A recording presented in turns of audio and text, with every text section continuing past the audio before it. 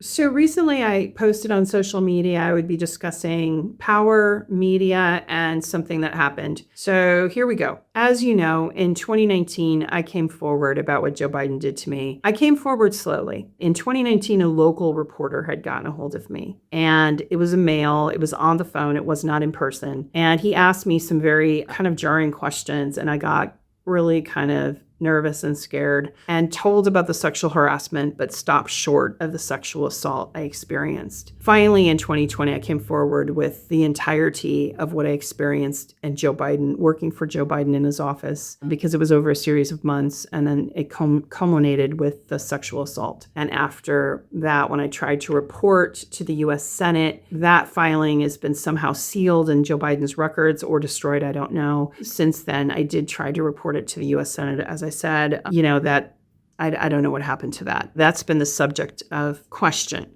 so to speak, regarding Joe Biden. My mother also called Larry King's show. She had wanted me at the time to go to the police. But safe to say that for decades, pretty much the only people I told were friends and family, close friends or family. A couple of acquaintances in the right kind of circumstance. When it came up, I discussed the sexual assault. People have come to me and remembered. Of course, they were close to me. I have my cooperating witnesses. I have all of that. I was going to testify. As I said, I was prepared for any kind of investigation and really wanted to move forward with that. I ended up doing a interview in depth with Katie Halper, Megyn Kelly, Tucker Carlson, that goes into details, if you want to look those up, about the sexual assault. I don't want to talk about that here. What I want to talk about is the way I was treated by the media, particularly Ronan Farrow, and who's supposed to be the MeToo reporter. And that's the subject today. Ronan Farrow is the Me Too reporter, called that because he wrote a book called Catch and Kill, which is a journalistic term. That means catching a story and then killing it. Pithy title. He recently did a podcast called Not a Very Good Murderer. Interestingly enough, this woman, Cece, Doane, a former Miss Arizona and a Trump supporter, had come forward about her sexual assault, I guess, in earlier, I don't know exactly when, but she contacted me. I did not engage with her, but rather passed it on to Ronan Farrow. That's where he got the information, and via email. He has dedicated this whole podcast to basically discrediting her, talking about her rather colorful life and different things that happened to her, as well as touching on what her allegations were against Biden. In episode 4, right at the beginning, he talks about that, and he also mentions me, and he dismisses me as if, and to listen to it, you would think that he didn't really have much contact with me, but he did.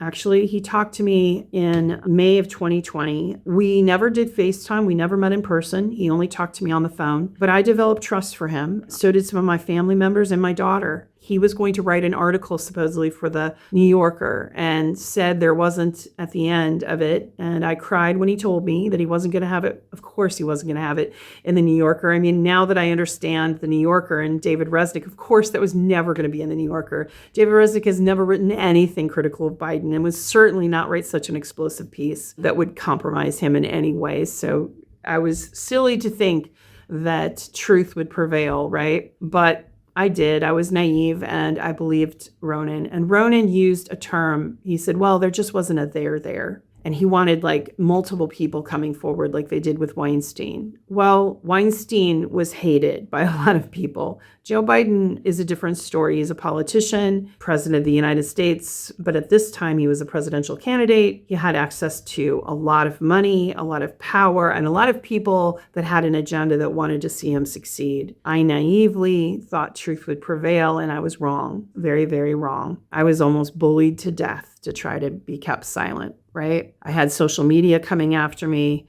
I had, Democratic operatives coming after me. And then once Biden got into power, he weaponized the DOJ and FBI and threatened to have me imprisoned. There's even still a sealed case in Northern California. All of my social media was analyzed, all of my communications taken in by the FBI and DOJ because I was considered a political opponent at that point because I was speaking out against Biden. This is really a dangerous thing for survivors, but there certainly was never a safe platform for me to come forward. I came forward to Time's Up at first before I went public. Anita Dunn was the founder of that. Well, Anita Dunn was already on Biden's payroll and I didn't know it. Her PR firm was already getting paid. And then she went on to be the White House special advisor. And Law and Crime did a great job of exposing this about how much money through the FEC that Biden received while I was coming forward about my story. So this leads me to the question about Ronan Farrow. Ronan Farrow has a previous history of working for Hillary Clinton at the State Department. He's pretty protective of Democrats. He did a one-off article on Cuomo, but basically we even went after the survivor in that, kind of making it seem like she was difficult to work with and took his shots there. He's basically, and what makes me wonder, and other people wonder, is he a political operative posing as a reporter, or is he actually just an investigative reporter? That's not really clear. I don't know the answer to that question. Maybe he's a hybrid of both. But I do know that the reporting by Michael Schellenberger and Matt Taibbi have revealed how much intelligence has infiltrated media to try to shape public opinion. And Ronan Farrow definitely attempts to shape public opinion with his reporting. Case in point, his recent podcast, Not a Very Good Murderer, while he's discrediting Cece Doane throughout the whole thing, kind of, basically putting down the fact that she's a Trump supporter, referring to them as political extremists, saying that they listen to disinformation, those kinds of things. He's using it to basically shape, again, political opinion, saying that crime in America is being weaponized, like that information is disinformation, to paraphrase. Okay, listen to the podcast for yourself. But basically, what I got out of that is, again, trying to shape that narrative that whatever the Trump supporters are telling you isn't true. Republicans are not right. Democrats are good. Joe Biden's good. Listen to me. I'm Ronan Farrow. I'm the MeToo reporter. At the beginning of episode 4, he also trashes me. And, you would think he never even knew me. It was very painful to hear because, my daughter trusted him. And at the time when she was going through a hard time, he even spoke with her about what it's like to be a child in public scrutiny. He's the child of Woody Allen and Mia Farrow, so he knows what that's like. And, she really benefited from her interactions with him at that time. And so this was really painful for her and for me, and devastating that he chose to use his platform to take a shot at me rather than fairly cover what happened to me. It lacked, emotional intelligence. And saying to a survivor of sexual assault is really triggering, saying something like, there's no there. And I know other sexual assault survivors that are listening are cringing because it lacks such emotional intelligence. First of all, our experiences shouldn't be condensed down to whether people believe us or not. It's taken me a long time to try to heal from the fact that people won't believe me because it challenges their political beliefs. They simply will, or even if they do believe me, they don't care. It's so painful on so many different levels, what Ronan Farrow said. It's hard for me to talk about logically, but I'm trying to just lay this out logically and in a way that's that you can comprehend without getting, me crying on a video is not going to help you, but me laying out the political facts and the actual facts and the political realities of trying to shape a narrative, I think is more to everyone's experience, right? So here we are. My lawyer has issued a demand letter that he remove the comments about me from episode 4.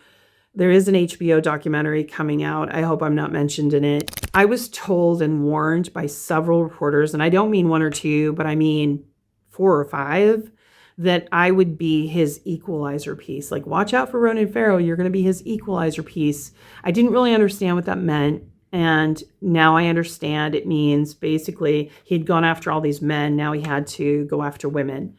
Now, why he would choose at this point in his career, 5 years later, and Biden's no longer in power, to take a shot at me and try to discredit me, as well as this woman, Cece Doane, who's an older woman. She's like 73. I'm older. Like, why go after older women that have no way to fight back or really tell their truth? It's really kind of sad, isn't it? But maybe that's where he is in his career. I don't know. But I can say this. I'm going to say something that's kind of controversial. And that is I'm addressing to the survivors that follow me. If you are watching what I've gone through, then you know the totality. I'm living in another country under political asylum. I've lost everything. I don't even own a car anymore. I'm away from my family, my pets, the people that I love. It's very, very difficult. Russia's been very good to me. RT has been very good to me. I work for RT now as a geopolitical analyst. I'm very grateful for that work. But I should be able to live and work in my own country, and I can't because I came out against a powerful person. There was no safe platform for me. So the controversial part of what I'm going to say is this. If you had an experience like mine with a powerful person, don't share it. What I've learned about this is there's no justice. There's no fairness. Our society does not have the emotional intelligence to deal with this subject matter very well. You will have your life torn to pieces like I did, and it's not worth it. And even if you're someone who wants to be in the public light, you don't want to be in the public light in this way. There's a difference between being famous and notorious. No one wants to be notorious. No one wants to be like Anna Karenina, right? You don't want to be seen in this light and be used as a political football, which is exactly how my story is used. That's what I wanted to say. Protect yourself, protect your family. If I had to go back, I would have remained silent. And that's what I know now, because coming forward wasn't worth it. I know in the past I've said, oh yes, it's worth it. You know, you fight for, I've never had any justice. I never will. I thought under this new administration, maybe they would look at the DOJ and FBI weaponization. Maybe, I don't know, maybe they still will, hopefully. But as far as investigating Biden, no one's going to do that. No one. He got away with it. He sexually assaulted me, covered it up, and then tried to destroy me to the point of almost killing me. That's no joke. I literally almost died. So heed my words. It's not worth it. There's no one that's going to help you. And the people that are supposed to help you will harm you if you are threatening their political world. That's all I wanted to say. As far as Ronan Farrow goes, I've learned a lesson, again, to not trust those who appear that you can trust them. Time's Up taught me the same thing. They weren't what they seemed to be. They were wolf in sheep's clothing. And there's a lot of wolves out there. So be careful. Protect your family, protect yourself, protect your heart. Focus on healing. That's what I'm doing. I'm really looking in gratitude at what I do have, which is right now I have safety. I have comfort. I have a job. I have people around me here in Russia that care for me. And my family is safe. So I'm thankful for all of that. Anyway, that's all I have to say on this matter. Take care. Don't let political operatives shape your narratives. Think critically, look carefully, follow the money. Take care.